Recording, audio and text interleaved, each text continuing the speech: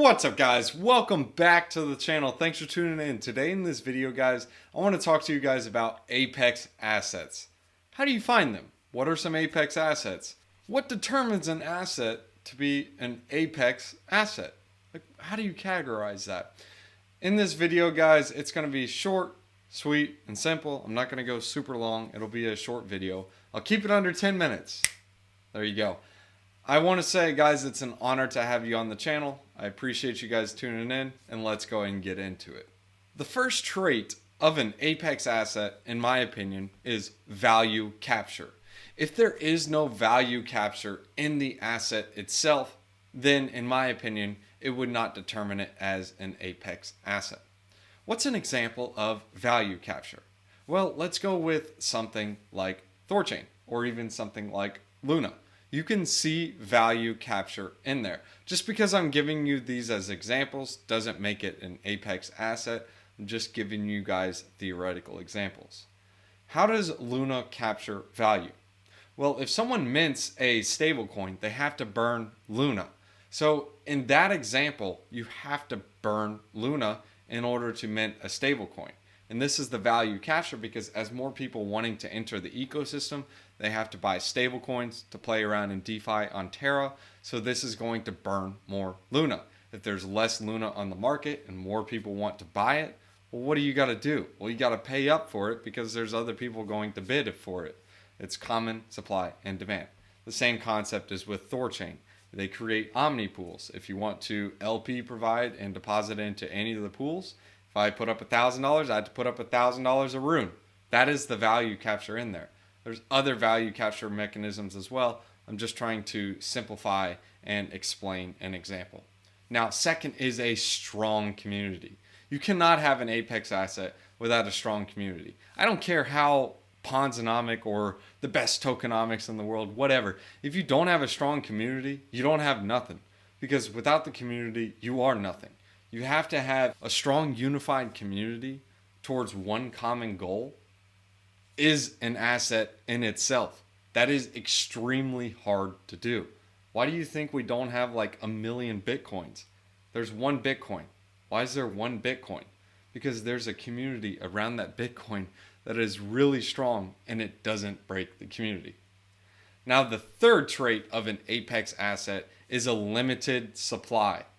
Now, does this mean like it cannot have any inflation? No, that's not the case at all. In fact, it's okay to have some inflation, but you need to have mechanics involved inside that protocol or inside that ecosystem that control the inflation rate.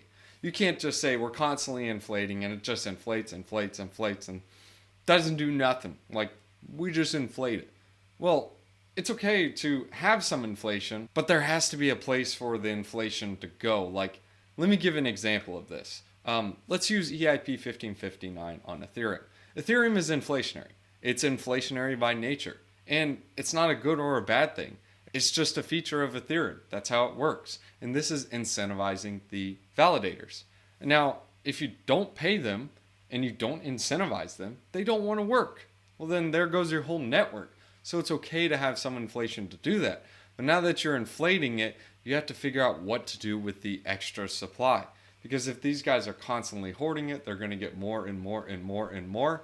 And the rich get richer in this case.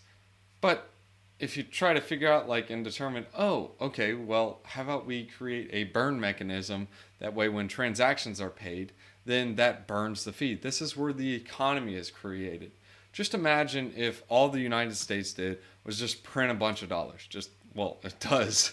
But as you can see, this is what it does. It causes the currency to go down like this, like horrible. That's why you see when you could have bought a burger back in the 70s or 60s, it might have been like the 50s, but you used to be able to buy a Big Mac for a nickel. Like a nickel, 5 cents. How much is a Big Mac now? It's like $3.99 or $4.99. I don't eat at McDonald's, so I don't know. I just know it's expensive. But that's the point. It doesn't work if you don't create the burn mechanisms. And that's where it's important to have those burn mechanisms if you do have an inflationary supply. If you don't have an inflationary supply, well, then you need to have a capped supply. But there are issues with having a capped supply, because if you don't motivate the validators or miners, well, then the system cannot go on. And then there goes your Apex asset. Now, of course, this is just giving an example of cryptocurrency. I mean, there's other examples you can give in like the real world, but this is just a scenario I'm catering towards cryptocurrency because this is mainly a crypto YouTube channel. So the fifth one is, just because you build it doesn't mean they will come. It has to gain market share. There needs to be a real world use case. It can't just be like, yeah, we're the next this, and this because we do all this. Like, well, if there's no reason for the tech, then who cares? Just because you build something amazing, it doesn't really mean they will come. Like, I mean, you can build something fantastic that is like amazing, but it's a problem in the world that doesn't really need to be solved. It has to be solving the problem that needs to be solved and be able to gain market share. And that would determine an Apex asset. Now, there's two more traits, in my opinion, to an Apex asset. The next trait is decentralization. Why is decentralization important? Well, there are different ways you can artificially create Apex assets by controlling a supply, just like with a whale. Say, for example, we created something with a 10 items, like just 10 or 10 Bitcoins. And we created a huge market share out there, but a whale ended up owning 9.5 of them. Well, or let's just say 9 for even numbers. If everyone in the world wanted to sell that one Bitcoin, that would dump the price 10%, because there's only 10%. Well, actually, it would probably be a little bit less, but still, it wouldn't dump it that much. So if you just have one person or a small group of people that control the supply and create that Apex asset feel because they hold most of the supply and are controlling it, well, it's not necessarily an Apex asset. It just means they hold most of the supply, and it's more so of a controlled price. And this is good until it's not. Because if that whale decides to dump or cash out, well, yeah, you're kind of wrecked. So there goes the Apex asset feel. So it needs to be decentralized. The next and final trait is solving a problem. Like we kind of mentioned at some in our earlier traits we were talking about earlier in the video, it has to solve a problem. Let me give you some examples.